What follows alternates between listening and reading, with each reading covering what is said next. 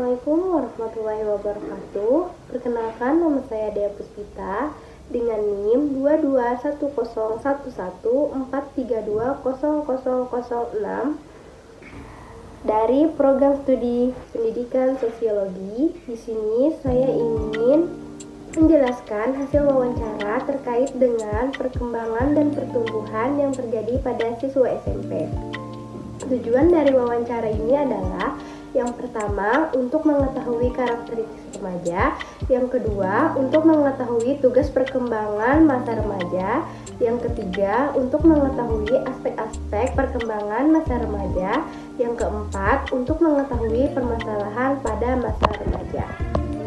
Pada hari Senin, 24 Oktober 2022, saya melakukan observasi atau wawancara. Ada beberapa saya tanyakan kepada salah satu siswa SMP Negeri 2 Banjarmasin.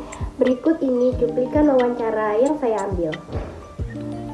Berbicara dengan siapa ini? Ulun Muhammad Fabrian dari kelas 9A, siswa SMP 2 Banjarmasin.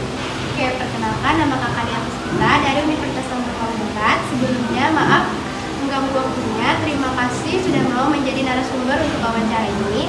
Apabila saya meminta waktu sebentar, ada beberapa hal yang saya ingin tanyakan. Yang pertama, apakah Anda menerima keadaan fisik dan mensyukuri pemberian pencipta? Untuk saat ini saya mensyukuri banget ya, karena kan saat ini juga saat-saatnya pubertas gitu kan, saat-saatnya fisik mulai berubah gitu kan. Jadi untuk kita bisa memaklumin aja gitu, dan harus mensyukuri gitu. Yang kedua, apakah Anda mampu bertanggung jawab di lingkungan masyarakat? Untuk saat ini sih insya Allah mampu, tapi saya akan berusaha ke depannya untuk lebih memaksimalkan lagi kinerja saya. Baik. Anda kan mempunyai cita-cita. Apa tuh cita-citanya? Cita-cita tuh jadi MC, CEO atau manajer gitu. Keren. Apakah Anda menghargai lawan bicara? Tentu kita kan harus menghargai lawan bicara kita. Karena kita menghargai dia pun akan menghargai kita balik gitu. Apakah Anda sudah mengalami masa pubertas atau umur berapa?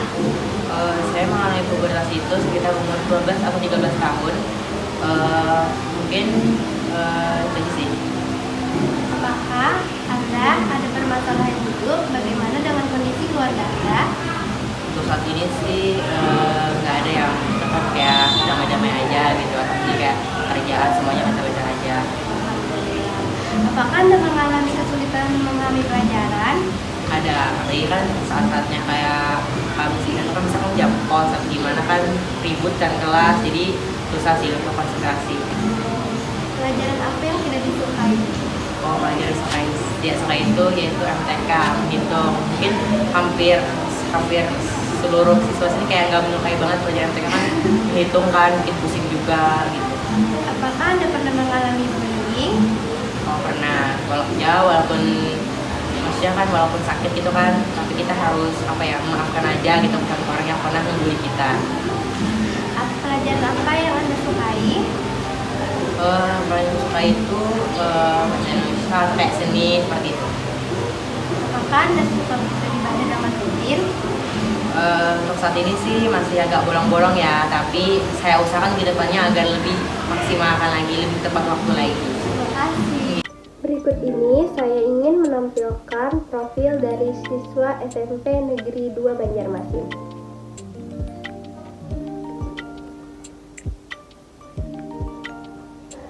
Setelah melakukan observasi dan wawancara kepada subjek di SMP Negeri 2 Banjarmasin, saya mendapatkan hasil observasi permasalahan perkembangan dari berbagai aspek, yaitu yang pertama, aspek tugas-tugas perkembangan yang harus ia lalui.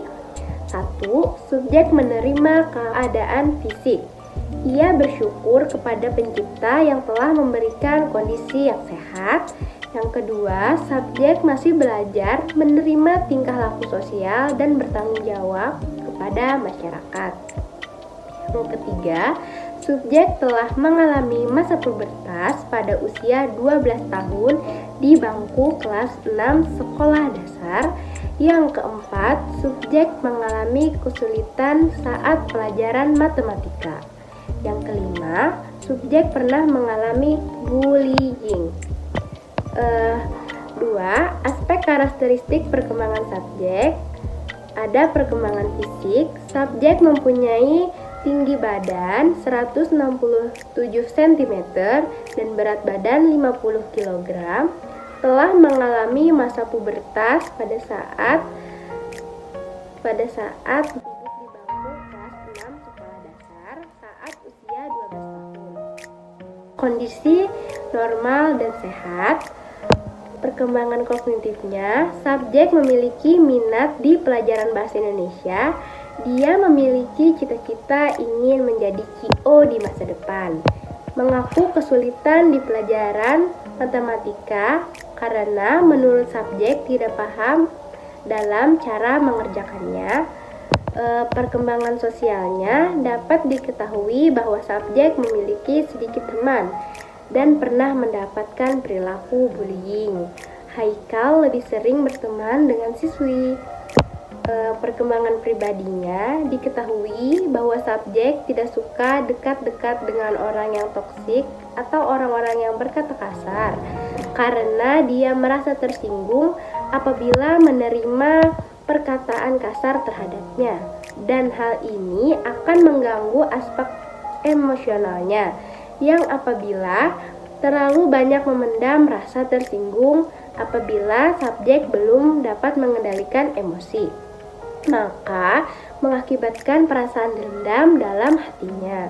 Masalah perkembangan religiusnya, diketahui bahwa subjek sudah mengenal agamanya dengan baik, hanya saja dalam pelaksanaan ibadah itu belum rutin. Ketika dia sedang merasa sedih sekali atau senang sekali, dia merasa membutuhkan Allah. Hal ini dikarenakan subjek terpengaruh oleh lingkungan sekitar dan juga perubahan emosi yang belum stabil, sehingga akan mempengaruhi pelaksanaan ibadahnya. Pertumbuhan dan perkembangan yang terjadi sudah sesuai dengan usia, karena tumbuh kembang merupakan proses yang dinamik sepanjang kehidupan manusia. Perubahan yang terjadi pada suatu fase menjadi dasar perkembangan pada fase berikutnya. Pertumbuhan dan perkembangan yang paling mencolok terjadi pada usia 13-15 tahun. Tumbuh diuraikan sebagai peningkatan dalam ukuran seperti tinggi badan, berat badan, dan tiap bagian tubuh. Pertumbuhan dapat diukur secara kuantitatif dengan menggunakan satuan kilogram atau sentimeter. Pertumbuhan mulai terjadi sejak fase konsepsi, yaitu sejak pertemuan antara sel telur dan sperma. Pertumbuhan individu sangat bergantung pada sifat genetik yang diturunkan. Kendati potensi untuk tumbuh bergantung pada sifat dan pola kembang juga dipengaruhi oleh lingkungan, khususnya pengaruh perhatian, kasih sayang yang membantu meningkatkan kesehatan. Malnutrisi atau kekurangan gizi atau penganiayaan fisik atau emosional sangat mempengaruhi pertumbuhan seseorang. Remaja merupakan masa transisi dari kanak-kanak ke masa dewasa. Perubahan pada masa remaja banyak ditandai dengan perkembangan fisik, perkembangan kognitif, dan perkembangan sosial emosional. Perkembangan ini sangat penting bagi remaja. Jika ada salah satu perkembangan yang mengalami gangguan, maka akan menjadi hambatan perkembangan. Tentang usia pada remaja dibedakan menjadi 3, yaitu masa remaja awal mula usia dari 12-15 tahun, masa remaja pertengahan media dari usia 15-18 tahun, dan masa remaja akhir dewasa dari usia 18-21 tahun. Sekian dari saya, terima kasih. Salah hilaf mohon maaf. Wassalamualaikum warahmatullahi wabarakatuh.